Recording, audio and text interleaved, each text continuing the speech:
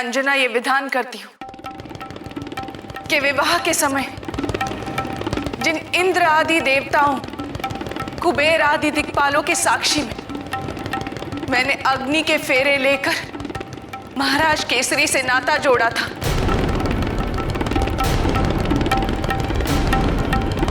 आज उन सबको साक्षी मानकर मैं ये प्रण लेती हूँ कि यदि मैंने अपना पत्नी धन पूरी निष्ठा से निभाया है तो मृत्यु को मेरे पति के वरण से पहले मेरा वरण करना होगा। तो मृत्यु को मेरे पति के वरण से पहले मेरा वरण करना होगा। कि यदि मैंने अपना पत्नी पूरी निष्ठा से निभाया है तो मृत्यु को मेरे पति के वरण से पहले मेरा वरण करना होगा।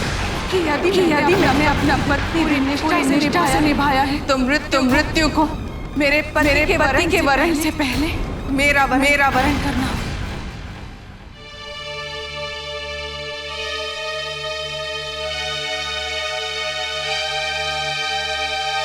ऐ आकाश, वायु, अग्नि, जल और पृथ्वी, आप सब पंच तत्वों से ही हमारा और समस्त जगत का निर्माण हुआ है।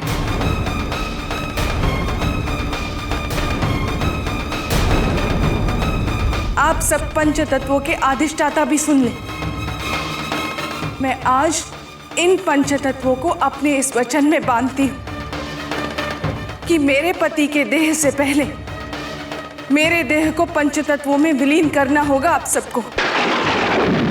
मैं आज इन पंच तत्वों को अपने इस वचन में बांधती हूँ कि मेरे पति के देह से पहले मेरे देह को पंच तत्वों में विलीन करना होगा आप सबको।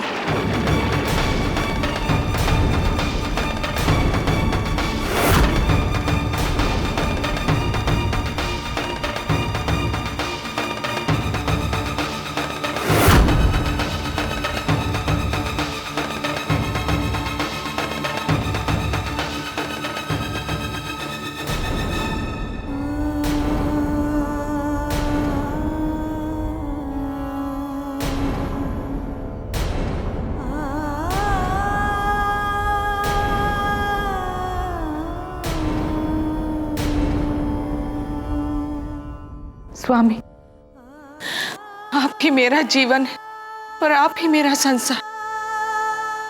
आप है तो मैं हूं। मैं आपको साक्षी मानते हुए आज अन्न और जल का त्याग करती हूँ। मैं आपको साक्षी मानते हुए आज अन्न और जल का त्याग करती हूँ। और अब मैं आपके जीवन को सुरक्षित करने के लिए जा रही हूँ और तभी लौटूंगी जब तक आपका ये संकट टल नहीं जाता। और यदि ऐसा ना हुआ तो मेरी अर्थी ही लौटेगी इस महल में। और यदि ऐसा ना हुआ तो मेरी अर्थी ही लौटेगी इस महल में।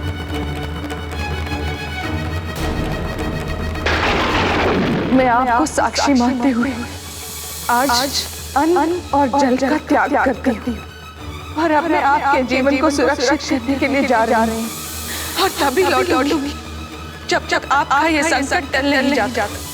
और यदि ऐसा ना हुआ तो मेरी अर्थी ही लौटेगी इस महल।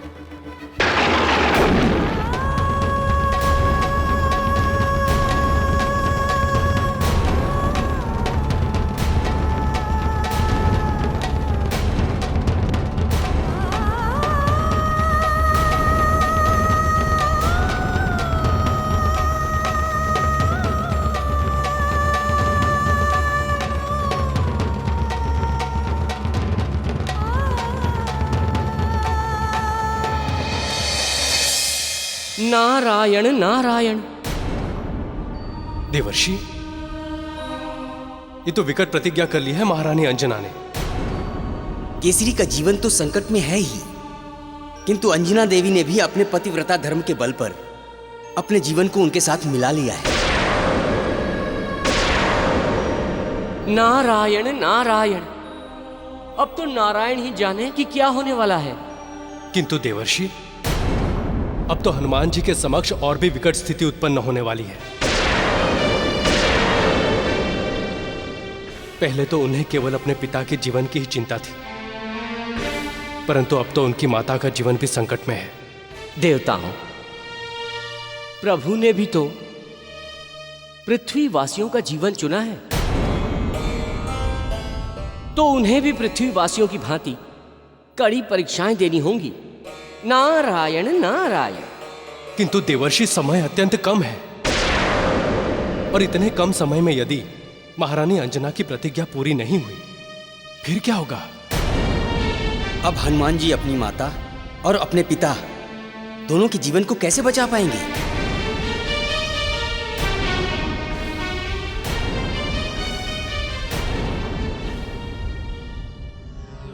माँ, तुम साक्षात शक्ति हो। मुझे गर्व है कि मैं तुम्हारा पुत्र हूँ। तुमने अपने पतिव्रत धर्म के बल पर अपने जीवन को पिताजी के जीवन से जोड़ दिया है, और प्राणघातिनी शक्ति से यदि पिताजी की मृत्यु होती है तो उनसे पहले तुम्हारी मृत्यु होगी। अब तुम अपना पतिव्रत धर्म निभाओ और मैं अपना पुत्र धर्म निभाऊंगा। और माँ, अब देखना है कि हमारा धर्म विजय होता है या मृत्यु की जय होगी। अब मुझे शीघ्र ही देवयानी के पास पहुँचना होगा। किंतु देवयानी तक पहुंचकर उन्हें मनाऊं कैसे? जिस तरह से देवयानी व्यथित है, उसे देखकर तो लगता है कि वो कच्छ को दिया हुआ श्राप वापस नहीं लेंगी। क्या करूं?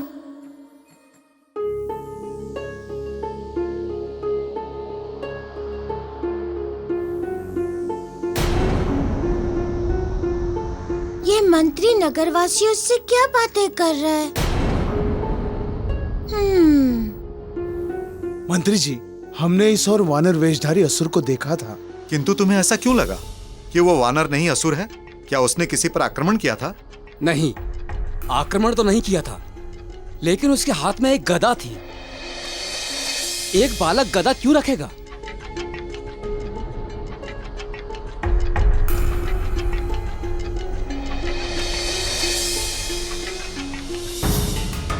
यदि देवयानी तक पहुंचने का कोई मार्ग है तो ये मंत्री से होकर ही जाता है।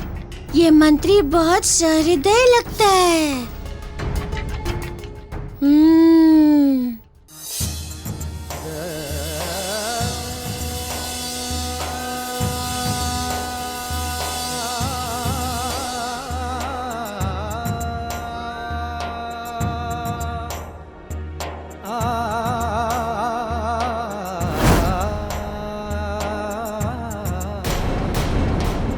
अंजना, ये तुम क्या करने जा रही हो? माँ, महादेव काल के देवता है और मैं उनका अभिषेक करने के लिए धरती पर देव नदी गंगा के उद्गम स्थल गंगोत्री से जल लेने के लिए जा रही हूँ।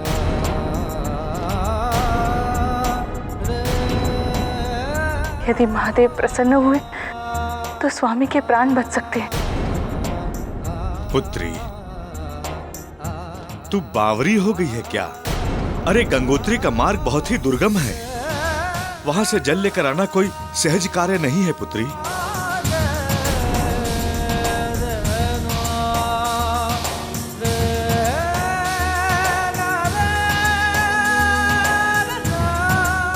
अपने पति की प्राणों की रक्षा के लिए मैं धरती तो क्या, स्वर्ग लोक जाकर ब्रह्म गंगा से भी जल ला सकती हूँ।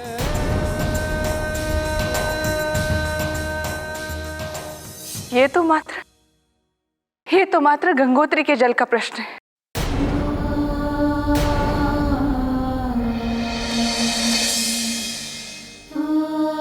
बस आप दोनों मुझे आशीर्वाद दीजिए कि मैं अपने प्रण को पूर्ण कर सकूं, अपने पत्नी धर्म को निभा सकूं।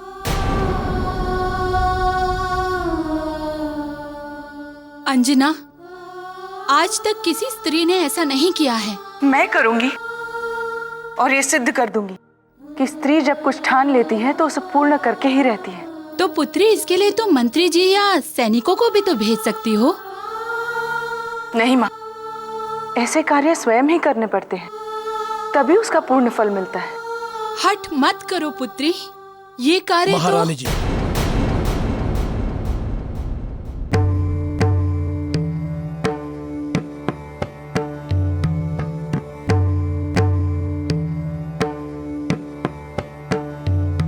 इन्हें जाने दीजिए, मत रोकिए। महाराज कुंजर और महारानी जी, आपको तो प्रसन्नता होनी चाहिए कि आपकी पुत्री वो करने जा रही है जो ऋषि मुनि और महाभक्त गण करते हैं। किंतु ऋषिवर, स्त्री तो कोमल होती है और स्त्रियों के लिए ये कार्य। महारानी जी, स्त्री तो साक्षात शक्ति का स्वरूप होती है, वही इस सृष्टि का सृजन का कार्य करती है। मात्र देह से कोमल होने के कारण स्त्री को दुर्बल नहीं समझना चाहिए।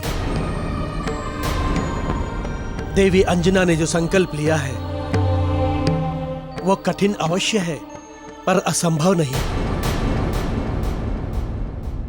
असंभव तो नहीं है ऋषिवर, किंतु समय इतना कम है और इतने कम समय में ये सब कैसे संभव हो सकेगा?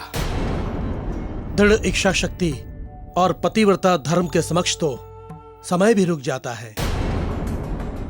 देवी अंजना के प्रण से महाराज केसरी के प्राण बच सकते हैं, इसलिए इन्हें प्रसन्नतापूर्वक आशीर्वाद देकर विदा करें।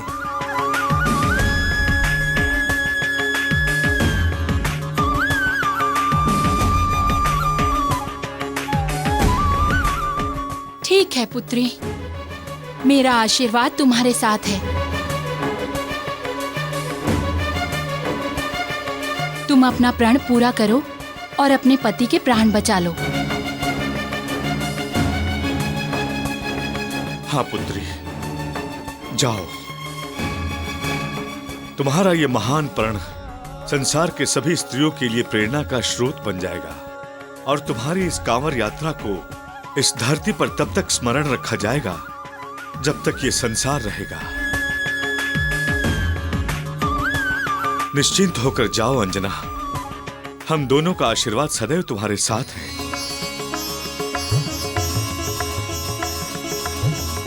जाइए देवी अंजना, आपकी यात्रा निर्विघ्न संपन्न हो।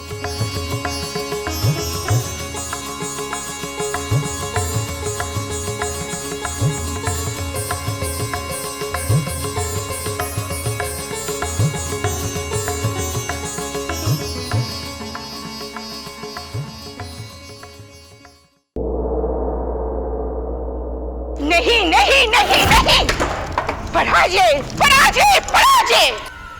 मैं ये सब नष्ट कर दूंगी, सब कुछ ये सब व्यर्थ है, ये सब नष्ट कर दूंगी, ये सब व्यर्थ है, ये सब कुछ व्यर्थ है, ये सब मैं ये सब नष्ट कर दूंगी, सब नष्ट कर दूंगी, सब नष्ट कर दूंगी, सब नष्ट कर दूंगी, सब नष्ट कर दूंगी मैं सब। क्या किसी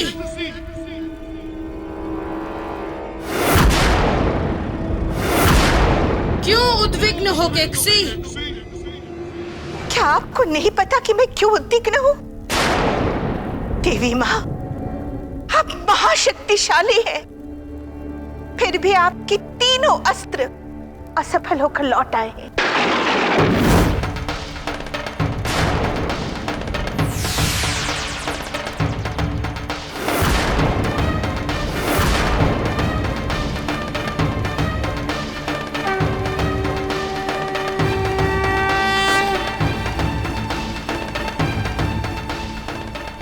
केकसी, तुम्हारा क्रोधित होना उचित है, किंतु तुम्हें समझना होगा कि शक्तियों और अस्त्रों की एक मर्यादा होती है।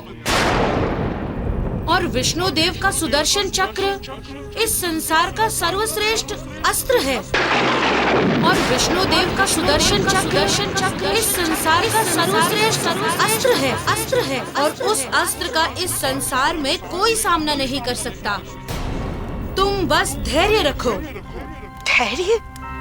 कब तक धैर्य रखूं माँ? हमारे प्रयास बार बार असफल हो रहे हैं। हम असुरों का अस्तित्व संकट में पड़ता जा रहा है। रक्ष माता कैकसी, हमने सदा असुरों का हित ही चाहा है, किंतु अभी असुरों का समय प्रतिकूल है। इसलिए आप समय के अनुकूल होने की प्रतीक्षा करें।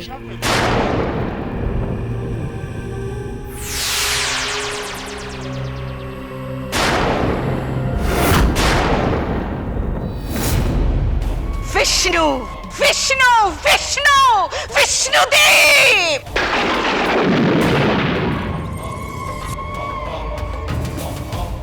तुम्हारे ही कारण हम असुरों को बार बार पराजय का मुंह देखना पड़ा है। लेकिन एक दिन आएगा जब तुम परास्त होगे विष्णु, मुझसे भी और मेरे पुत्र रावण से भी।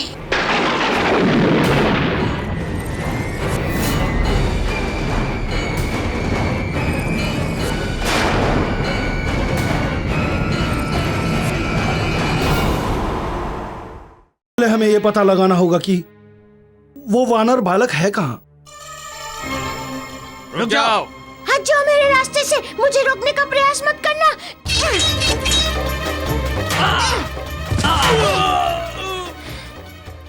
हमने उसे नगर में ढूंढने का बहुत प्रयास किया, किंतु अभी तक उसका कुछ भी पता नहीं चला। हट जाओ मेरे रास्ते से।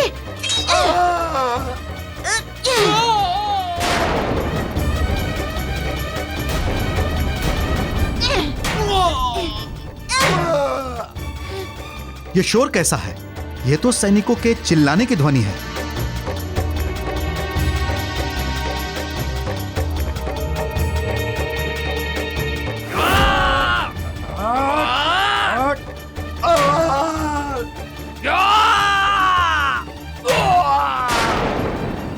रुक जाओ वानर बालक! क्या हो रहा है ये सब? क्यों मार रहे हो तुम सैनिकों को? ये सब जो भी हुआ है उसके लिए मैं क्षमा प्रार्थी हूँ, किंतु मैं आपका या किसी और का शत्रु नहीं हूँ। यदि ये मुझे रोकने के लिए बल प्रयोग नहीं करते तो ये सब नहीं होता। तुम हो कौन? परिचय दो अपना। मैं अंजन प्रदेश के राजा केसरी का पुत्र मारुति हूँ।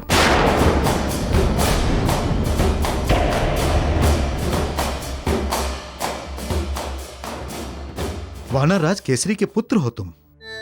मैं उनसे कभी मिला तो नहीं, किंतु उनके बारे में बहुत सुना है। तुम उनके पुत्र हो यह जानकर अच्छा लगा, किंतु तुम इतनी दूर हस्तिनापुर में क्या कर रहे हो? हम यहाँ बहुत ही महत्वपूर्ण कार्य के लिए आए हैं।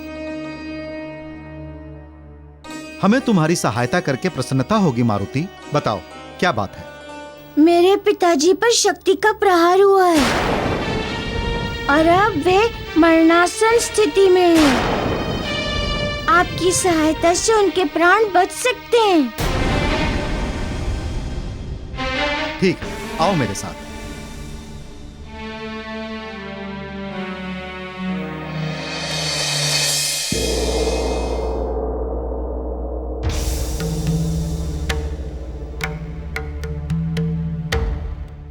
हे महादेव, आप आशुतोष हैं, दया का सागर है। मुझ पर दया कीजिए प्रभु। मैंने गंगोत्री के जल से आपका अभिषेक करने का संकल्प लिया है,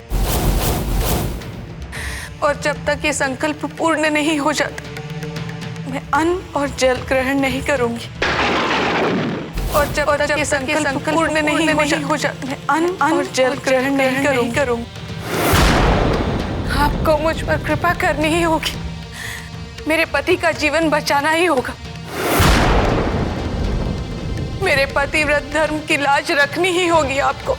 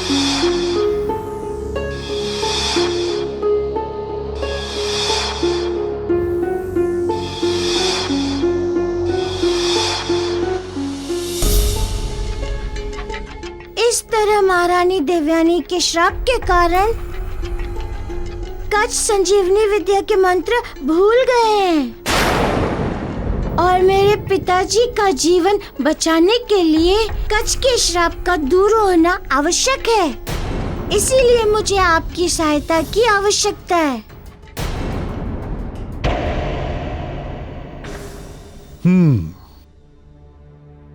कार्य तो बहुत कठिन है, क्योंकि महारानी तो सदा क्रोध में रहती हैं। फिर भी मैं तुम्हारी सहायता करने का प्रयास करूंगा। मारुति, बताओ क्या करना है हमें?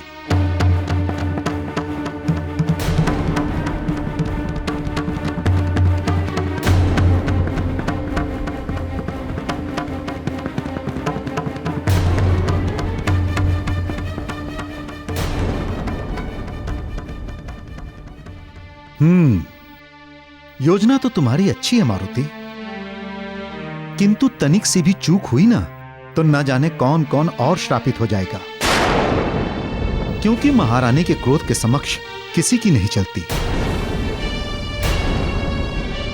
किंतु इससे मेरे पिता का जीवन ही नहीं जुड़ा हुआ है। भविष्य में होने वाली कई घटनाएं और हस्तिनापुर के भविष्य का आधार है ये।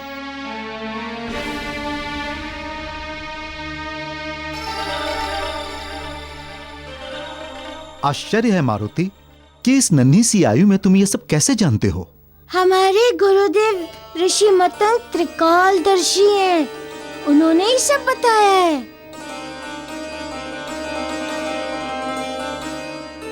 ठीक है मारुति, सबकी भलाई के लिए मैं ये कार्य करूंगा। तुम विश्राम करो, तब तक मैं योजना के अनुसार तैयारी करता हूं। आप बहुत सहृदय हैं मंत्री जी। मेरी सहायता के लिए आपको बहुत बहुत धन्यवाद।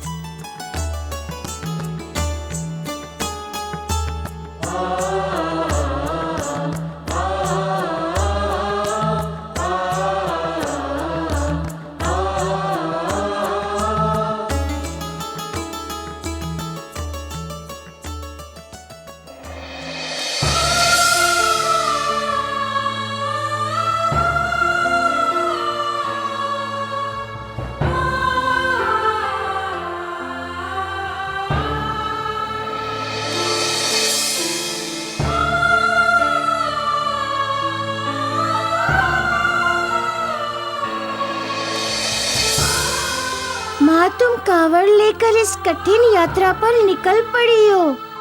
तुम्हारा हर एक कष्ट हम पर ऋण रहेगा। तुम्हारे पतिव्रत धर्म को कोटि कोटि नमन।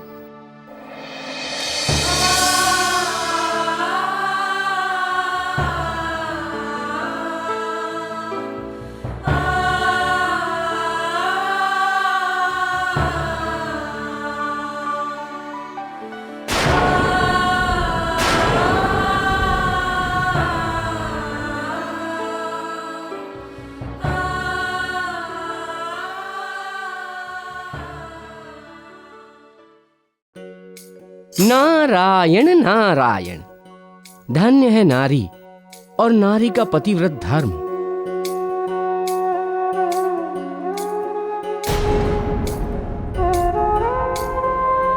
देवी अंजना, आप महान हैं।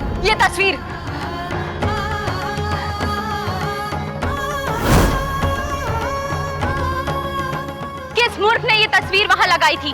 बोलो, नहीं चाहिए मुझे कोई तस्वीर, नहीं चाहिए, नहीं चाहिए ये रंग बिरंगे पुष्प। मुझे सब कुछ खाली चाहिए, खाली, बिल्कुल मेरी इस खाली जिंदगी की तरह। हटा दो।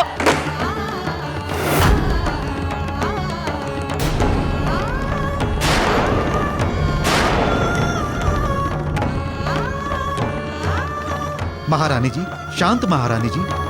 महारानी जी, मैं देखता हूं इन दासियों को। कोई काम ठीक से नहीं करती हो तुम सब। जाओ यहां से।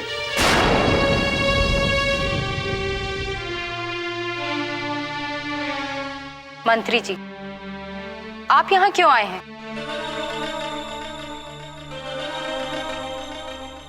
क्षमा करें महारानी जी, महाराज यहां है नहीं, कार्य आवश्यक था इसलिए।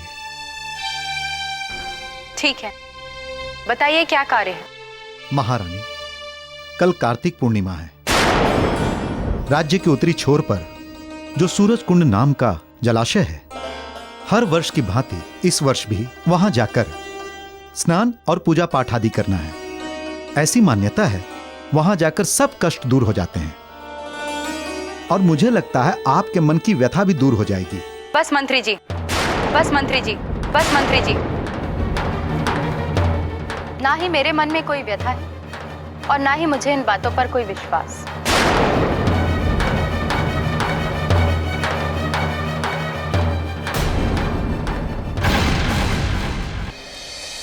परंतु यह हस्तिनापुर राज्य परिवार की परंपरा है। महाराज की अनुपस्थिति में इसे आपको ही निभाना है। महाराज हर वर्ष इस अवसर पर यह पूजा करते थे। महाराज हर वर्ष इस अवसर पर यह पूजा करते थे।